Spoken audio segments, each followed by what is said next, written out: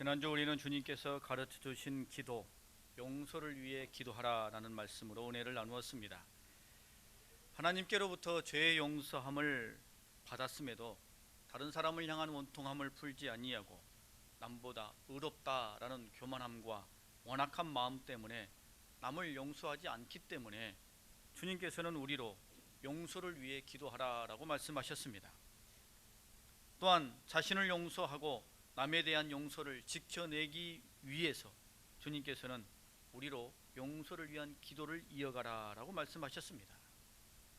우리를 향하신 하나님의 죄의 용서와 우리가 다른 사람을 용서하는 것을 서로 연결짓는 것을 통해 주님은 우리에게 다른 사람의 허물과 죄를 용서하라라고 명령하신 것입니다. 여러분, 우리가 이제 주님의 명령을 들었으니 실천하는 것이 중요합니다. 실천이 우리 앞에 남아 있습니다. 용서하라 하셨으니 여러분, 우리는 그 말씀 앞에 어떻게 용서하는 삶을 살아갈 수 있겠습니까? 과연 우리는 용서할 수 있을까요?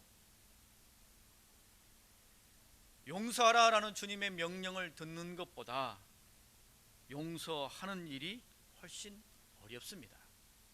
이 용서가 얼마나 어려운지 용서하기 원해요 라는 복음성가 가사에 우리의 마음이 담겨져 있습니다. 용서하기 원해요. 내 마음이 아파요. 어떻게 용서를 하나요? 그들 또한 나를 용서할 수 있나요? 용서하기 원해요. 주님처럼 나도 용서할 수 있나요? 용서해야 함도 알고 용서하고도 싶은데 마음에서 용서가 되지 않으니 정말로 이렇게 용서하기 원한다라는 외침으로 고백하고 있는 것 아니겠습니까? 여러분, 우리가 남을 용서할 수 있기 위해, 정말로 진정으로 누군가의 허물을 용서해 줄 수 있기 위해 우리는 어떻게 해야 하겠습니까? 우리가 누군가를 용서하려고 한다면 모두를 사랑하시는 하나님의 마음을 품어야 합니다. 하나님의 마음을 품어야 다른 사람을 제대로 용서할 수 있습니다. 그런데 여러분, 놀랍게도 다른 누군가를 용서해 보면 이 하나님의 마음을 우리가 알 수 있게 되고 그 하나님의 마음을 우리 마음 가운데 품을 수 있게 됩니다. 그래서 처음에는 남을 용서하라 라는 이 주님의 당위적인 명령 앞에 억지로라도 순종하게 되면 이 용서를 통하여 우리 마음속에 하나님의 마음, 하나님의 그 큰 사랑을 우리 안에 담게 되는 것입니다. 주님께서 우리에게 용서를 위한 기도를 하게 하시고 누구를 용서하라 라고 말씀하신 것은 우리 안에 우리를 향하신 하나님의 그 큰 사랑을 품게 하시기 위함입니다. 여러분, 우리가 다른 사람을 용서하면 그 사람을 향한 내 마음이 얼마나 큰지, 또 얼마나 큰 배려와 이해를 품었는지 우리는 알 수 있게 됩니다. 다른 사람에게 우리가 용서를 베풀어주며 이렇게 말하지 않습니까? 내가 큰 맘 먹고 용서해 준 거야. 나나 되니까 이해하고 넘어가는 거야 라고 이렇게 말하지 않습니까? 실제로 그렇습니다. 상대방을 용서하고 품어주는 일이 보통 일입니까? 결코 쉬운 일이 아닙니다. 사랑하는 부부 사이에도 용서하지 못해서 결국 이혼하기도 하고, 부모 자식 간에도 서로 이해하지 못해 안 보고 사는 사람들이 있지 않습니까? 용서 결코 쉽지 않습니다. 그러니 내가 누군가를 용서하면 내 마음이 얼마나 크고 너그러운지를 내가 깨닫게 되고 보게 됩니다. 그리고 우리는 또 하나를 보게 되죠. 누구를 보게 됩니까? 하나님을 보게 됩니다. 내가 누군가를 용서하며 내 마음을 보게 되는 것처럼 나를 용서해 주신 그 하나님의 마음이 얼마나 크고 얼마나 큰 사랑인지를 우리가 더 알게 되고 헤아리게 된다는 것입니다. 아는 사람의 작은 일을 용서해 주었습니다만 하나님은 내 모든 죄를 다 용서해 주신 것 아닙니까?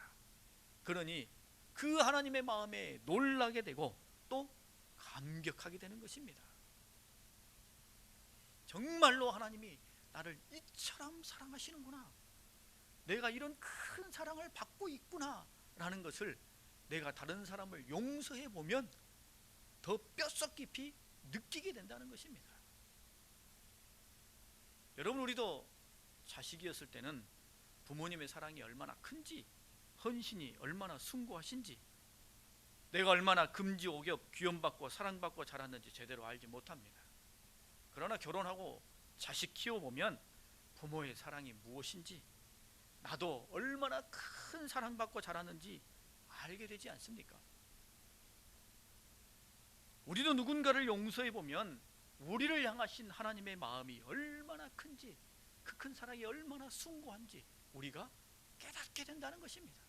그리고 그 마음을 품을 수 있게 되는 것입니다. 우리를 향하신 죄의 용서, 그 속에 담겨진 하나님의 깊은 사랑을 다시 한번 생각해 보면 우리는 더더욱 감사할 수밖에 없습니다. 왜냐하면 하나님의 죄의 용서는 관계의 유지 혹은 회복까지 의미하기 때문입니다. 용서해 주시겠다라고 말만 그렇게 하고 어그러진 관계를 회복시키지 않거나 지금껏 좋았던 관계를 지속시키지 않는다면 여러분, 그것은 진정한 용서나 사랑이 아니지 않습니까? 여러분, 하나님께서는 우리에게 어떻게 하셨습니까? 말로만 용서를 선포하셨습니까? 아니면 귀찮다는 듯이 사면장만 써주고 다시는 안 볼 요량이셨습니까? 아니지요. 하나님께서는 우리의 관계를 회복시켜 주셨습니다. 주님께서 십자가를 져주시는 그 희생과 사랑을 통해 우리의 죄를 용서해 주시고 하나님과 우리의 관계를 회복시켜 주셨죠. 그 용서를 통해 이제 우리는 하나님을 아버지라 부를 수 있게 된 것입니다. 그 하나님 아버지 앞에 일용할 양식, 하루를 살아갈 은혜를 달라라고 담대하게 요구할 수 있게 되었습니다. 우리의 삶을 통하여 하나님의 이름과 영광이 드러나게 해주셨습니다.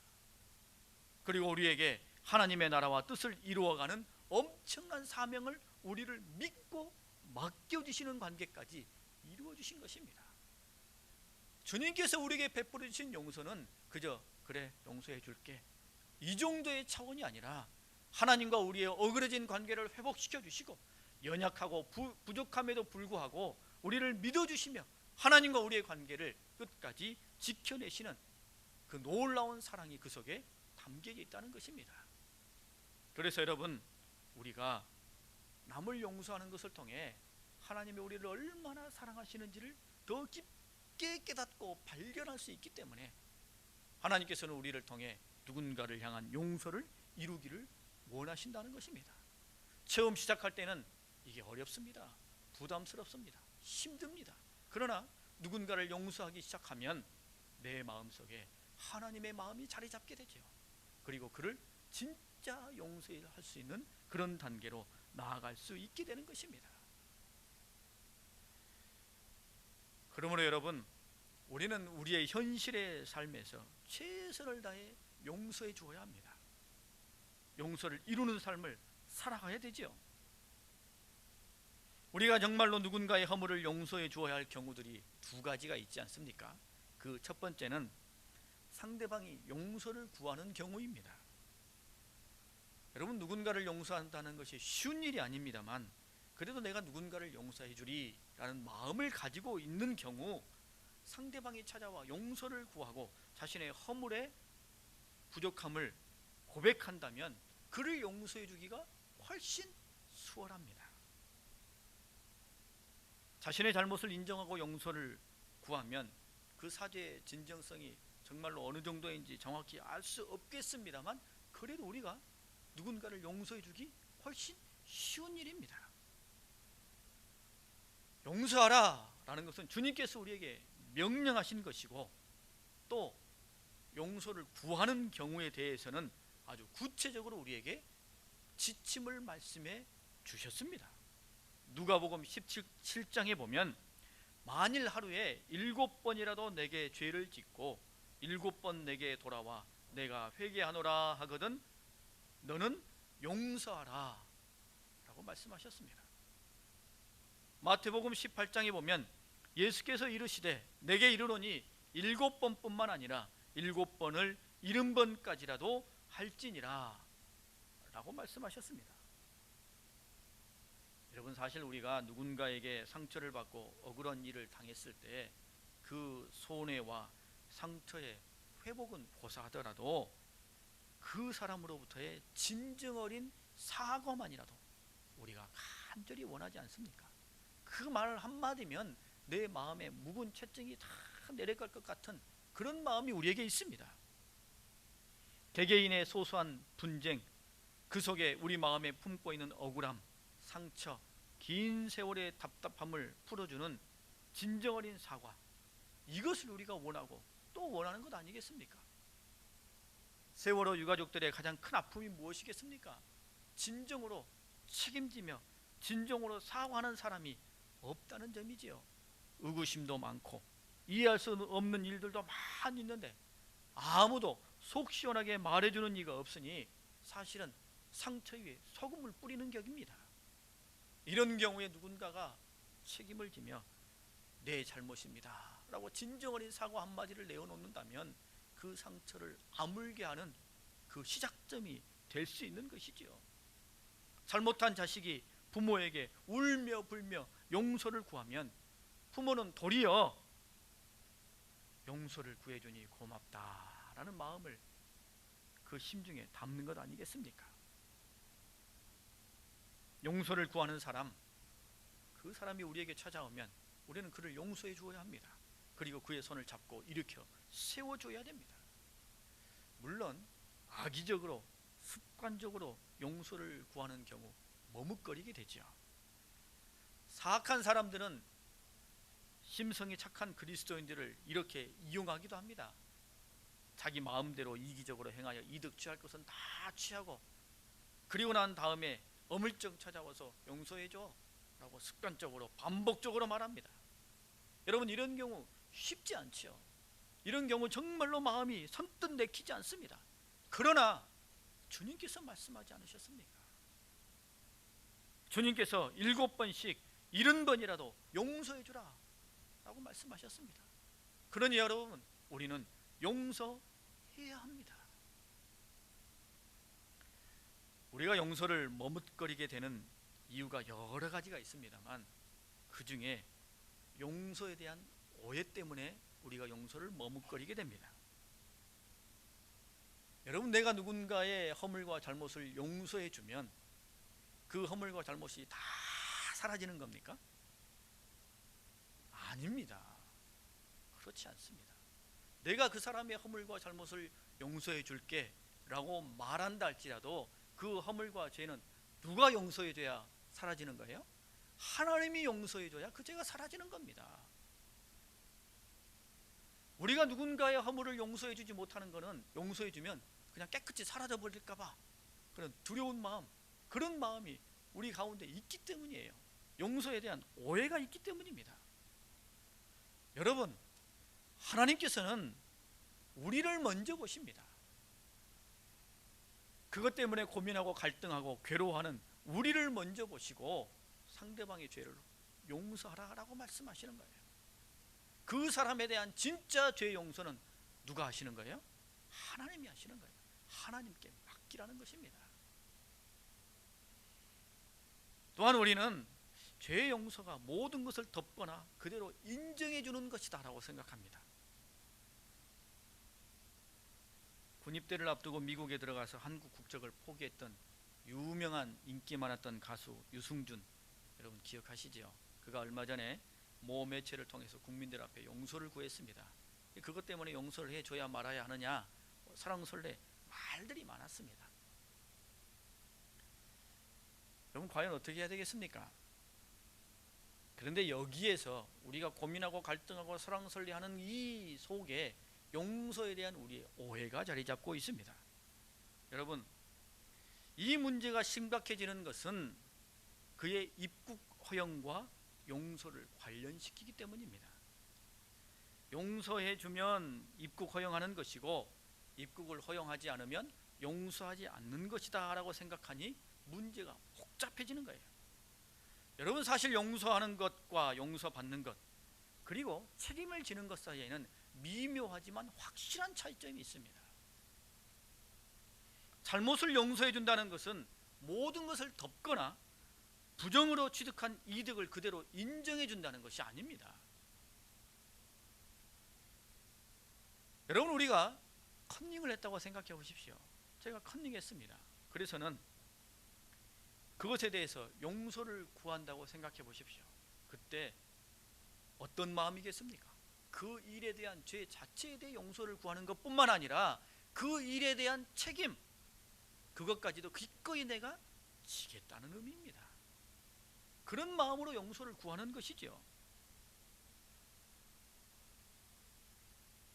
여러분, 우리에게 진정으로 용서를 구하는 사람, 설령 악의적인 마음으로 용서를 구하는 사람이 있다 할지라도 여러분, 우리는 주님의 뜻을 따라 그를 용서해 주어야 합니다. 그렇다고 그가 그 책임에서 완전히 자유로운 것은 아닙니다. 오해하지 마십시오. 여기에 묶여져 있으니 그를 용서하지 못하는 거예요. 용서를 말하지 못하는 것입니다. 여러분, 용서를 청하는 사람에게 용서해 줌으로써 그가 참으로 자신의 실수와 잘못에 대한 책임을 질 수 있게 해 주어야 합니다. 그가 더욱 서로 새로워지고 더 성숙한 사람으로 나아갈 수 있는 것에 우리의 용서가 그 시발점이 된다는 것을 우리는 잊지 말아야 하는 것입니다. 주님께서는 우리에게 말씀하셨습니다. 7번씩 70번이라도 용서해 주어라 라고 말씀하셨어요. 그러니 여러분, 과감하게 용서해 주십시오. 용서를 입술에 담으십시오. 그러면 그 다음의 일은 하나님이 이루어 가실 것입니다. 두 번째 경우는 자기 잘못을 알지도 못하고 용서도 구하지 않는 경우죠. 여러분, 용서를 구하는 사람도 용서해 주기가 쉽지 않은데 상대방이 인정하지도 않고 더욱 포악질을 해야 된다면 그 사람을 어떻게 용서할 수 있겠습니까? 우리 인간관계에 얽힌 실타래의 많은 경우가 여기에 속한 것 아닙니까? 그러니 사람 사는 게 녹록하지가 않습니다. 딱히 잘못한 것도 없는데 서로 상처를 주었느니 상처를 받았느니 오해가 깊어지고 긴장감이 더해갑니다. 때로는 상대방의 악행으로 인해 자신만이 괴롭힘을 당할 때도 있습니다. 소위 갑질이라는 것에 묶여서 버둥거리며 어찌할 수 없는 고통 가운데 있을 때도 있습니다. 어느 때는 말 같지도 않은 것 때문에 괴로움을 겪을 때도 있지요. 무슨 출신 지역이니 학교니 외모니 이런 것으로 놀림거리를 삼고 낙인 찍는 어처구니없는 일들이 일어납니다. 따돌림을 당하기도 하고 이용을 당하기도 하고 책임을 뒤집어 쓰기도 합니다. 그런데도 그 악을 행한 사람이 자신의 잘못이 전혀 없다라고 말하며 당연히 용서도 구하지 아니한다면 얼마나 답답하겠습니까? 여러분, 살아오면서 이런 경우 한 번 정도는 겪어보지 않으셨습니까? 그때 일 생각하면 화가 치밀어 오르시죠. 분노가 가득 찹니다. 어떻게 해서든지 본때를 보여주고 싶고 그 사람도 똑같이 당하게 만들고 싶습니다. 하지만 여러분, 이럴 때도 우리는 그를 용서해야 합니다. 가능합니까? 불가능해 보이죠? 정말로 어려운 일입니다. 그러나 주님께서 우리에게 그렇게 하라 라고 말씀하셨습니다. 우리에게 나를 믿으면 구원을 얻으리라 라고 말씀하신 그 주님께서 동일하게 용서하라 라고 말씀하셨으니 우리는 그 말씀 앞에 순종할 수밖에 없지요. 뿐만 아니라 주님께서 우리에게 그런 용서를 친히 보여주셨습니다. 로마서 5장 8절에 보면 우리가 아직 죄인 되었을 때에 그리스도께서 우리를 위하여 죽으심으로 하나님께서 우리에 대한 자기의 사랑을 확증하셨느니라 라고 말씀하십니다. 우리가 죄인이면서도 죄를 인정하지 않고 죄의 용서를 구하지 않았을 때도 주님께서는 우리를 위해 용서와 사죄의 십자가를 져주셨습니다. 그것을 우리에게 친히 보여주셨어요. 그리고 그 길을 걸어가신 주님께서 우리에게 용서에 대해서 말씀하신 것입니다. 그와 같은 사랑을 보여주신 주님께서 우리에게 이제 용서하라 라고 말씀하시니 아직 억울해도 아직 상처투성이어도 용서하려고 힘쓰고 애써야 한다는 것입니다. 여러분, 우리가 밤잠 못 자고 아파하고 힘들어하고 분노와 저주 속에 우리 마음이 괴로워 그렇게 힘들어할 바에라면 차라리 하나님 앞에 그를 용서하게 해주세요, 그를 용서하고 싶습니다 라고 고민하며 갈등하며 힘들어하는 것이 더 낫지 않겠습니까? 여러분, 심지어 주님께서는 악인들의 악행을 참으시며 그들의 처지를 이해하실 뿐만 아니라 그들을 끌어안고 용서해 주셨습니다. 누가복음 23장에 보면 십자가에 달리신 주님께서 이렇게 말씀하십니다. 이에 예수께서 이르시되 아버지, 저들을 사하여 주옵소서, 자기들이 하는 것을 알지 못함이니이다 라고 용서를 선포해 주셨습니다. 여러분, 주님께서 당신에게 가장 큰 악행을 저지르는 사람들도 이렇게 용서해 주셨으니 우리도 용서해 주어야 합니다. 예수님은 신이시니까 가능하다고요? 여러분, 우리가 잘 아는 모세도, 초대교회 스데반 집사도 용서를 베풀었습니다. 민수기 12장의 말씀에 보면 이 사람 모세는 온유함이 지면의 모든 사람보다 더하더라. 모세가 여호와께 부르짖어 이르되 하나님이여 원하건대 그를 고쳐주옵소서. 자신을 비방한 미리암과 아론을 위해서 모세가 이와 같이 기도하고 있습니다. 자신에게 돌을 던지며 정지하며 죽음의 자리로 내모는 유대인들을 향하여 초대교회 스데반 집사는 순교하며 이와 같은 기도를 했습니다. 사도행전 7장에 보면 주여 이 죄를 그들에게 돌리지 마옵소서 라고 용서의 고백을 남겼습니다. 우리는 작은 손해와 상처에도 벌벌 떨고 자존심 상에 이를 가는데 예수님과 믿음의 조상들은 이처럼 용서를 행하고 보여주셨습니다. 이것을 우리가 우리 마음 가운데 깊이 담아야 하지 않겠습니까? 예수님께서 이 기도를 당신의 제자들에게 가르쳐 주시고 우리에게 가르쳐 주신 것은 깊은 뜻이 담겨져 있습니다. 당시 의롭다 스스로 자칭했던 이 바리새인들, 그들이 하는 일은 남을 정죄하고 낙인을 찍는 일이었어요. 그들을 용서하고 끌어안고 바른 길로 인도하기보다는 편을 가르고 낙인을 찍고 그들을 정죄하는 것이 바리새인들이 하는 일이었습니다. 그래서 주님께서 용서에 대해서 기도하라고 말씀하신 것이지요. 마찬가지로 오늘 우리 믿음의 공동체 안에 이 용서는 가장 중요한 덕목입니다. 가장 필요한 덕목입니다. 인정하기 싫지만 여러분, 우리 성도들끼리 다툼이 생기고 상처를 받으면 이상하리만큼 쉽게 해결되지가 않습니다. 당연히 세상 사람들보다 이해의 폭도 넓고 배려의 마음도 커서 금방 이해하고 용서하고 용서받으며 툴툴 털어버릴 것 같은데 실상은 매우 어렵습니다. 앙금이 많이 남고 쉽게 풀리지 않습니다. 아마도 내가 어떤 사람인데, 내가 신앙생활한 지 몇 년인데, 내가 집사인데, 권사인데, 장로인데, 내가 목사인데, 이런 마음이 우리 속에 은근히 자리 잡고 있기 때문일 것입니다. 또 어떤 경우에는 내가 그동안 해온 사랑과 섬김이 얼만데, 당신한테 한 게 얼만데, 본전 생각 때문일 수도 있습니다. 쉽게 용서하지 못하고 앙금이 오래 갑니다. 여러분, 이유야 어떻든 현재 상황은 어떻든 우리는 주님의 말씀에 오늘 귀를 기울여야 합니다. 나에게 용서를 구하는 사람은 물론이요, 용서를 구하지 않는 사람이라 할지라도 주님은 우리에게 용서하라 라고 말씀하셨습니다. 그 명령을 들어야 되지요. 상대가 잘못을 인정하지 않고 용서를 구하지 않는다 해도 우리는 먼저 용서하는 마음을 갖고 진짜 용서를 해 주어야 한다는 것입니다. 여러분, 우리가 어찌 주님의 말씀하신 그 뜻을 다 헤아릴 수 있겠습니까? 그러나 이거 하나만큼 우리가 알지 않습니까? 주님이 하신 모든 말씀 다 누구를 위한 거예요? 우리를 위한 겁니다. 누군가를 용서하라 라고 말씀하시는 것, 그 사람 위해서 하나님께서 하라고 하시겠습니까? 하나님 위해서 그거 하라고 하시겠어요? 누구 위해서 하라는 겁니까? 나 위해서 하라는 거예요. 나를 위해서 용서해 주라는 것입니다. 주님이 제일 먼저 생각하는 건 우리 아닙니까? 우리를 먼저 생각하시는 그 주님의 마음을 우리가 생각하며 그 말씀에 순종해야 하는 것입니다. 여러분, 용서하십시오. 그리고 그 용서를 선포하십시오. 만약에 마음으로 도저히 용서되지 않는다면 적어도 그 사람에 대한 분노와 저주는 말하지 마십시오. 거기서부터 용서가 시작될 수 있습니다. 주님께서는 우리에게 원수마저도 사랑하고 용서하라 라고 말씀하셨습니다. 마태복음 5장에 보면 나는 너희에게 이르노니 너희 원수를 사랑하며 너희를 박해하는 자를 위하여 기도하라 라고 말씀하셨습니다.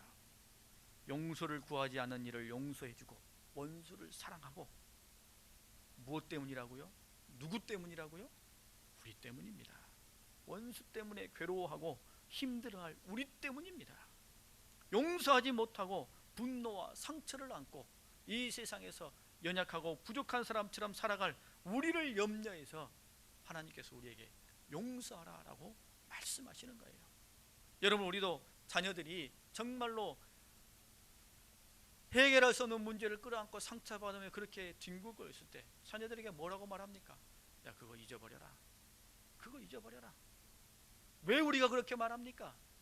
그 일이 공의롭고 정의로워서 그렇습니까? 그렇지 않지요. 누구 때문이에요? 그 일 때문에 우리 자식이 상처받고 우리 자식이 주눅들어 주저앉을까 봐 우리가 그렇게 말하는 것 아닙니까? 주님께서도 우리에게 그렇게 말합니다.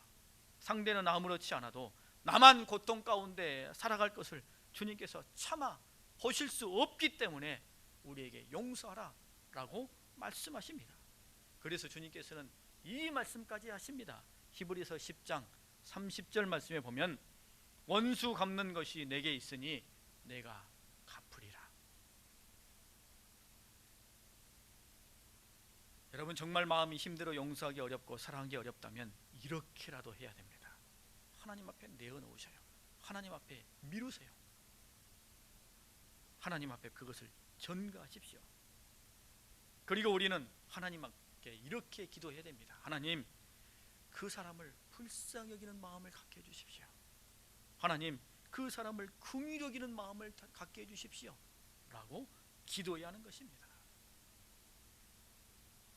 그러면 우리는 누구를 용서할 수 있게 되는 것이죠. 저도 이 말씀을 준비하면서 제가 용서하지 않고 있던 두 사람이 떠올랐습니다. 둘 다 공교롭게도 자기 잘못을 인정하지 않고 용서를 저한테 구하지도 않았습니다. 한 사람은, 여러분 제 이 말투를 들어보시면 제가 전주 내려온 이후에 사투리가 많이 늘었습니다만 그렇게 사투리를 자주 쓰는 편이 아닙니다. 그런데도 제가 사투리를 쓴다고 천박하다며 줄곧 따돌리던 사람이 있었습니다. 사사건건 트집을 잡으며 괴롭혔던 사람이 있었습니다. 그를 용서하지 않고 제가 그냥 잊고 살아왔습니다.